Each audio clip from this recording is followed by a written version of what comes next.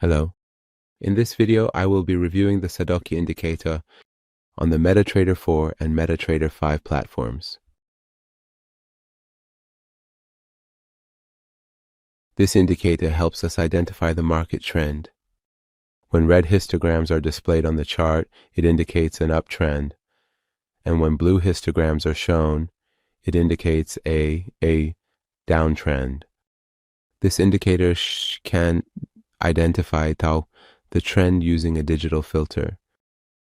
Also, this indicator does not have any input parameters and it automatically learn and enter the world of binary option with us. Binary option indicators, powerful strategies, learn, trade, win. Level up your trading.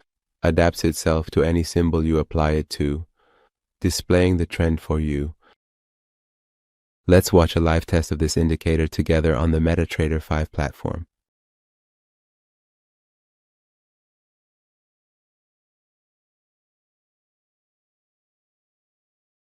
You can also use the MT4 version of this indicator on the MetaTrader 4 platform. Let's watch a live test of this indicator together on the MetaTrader 4 platform.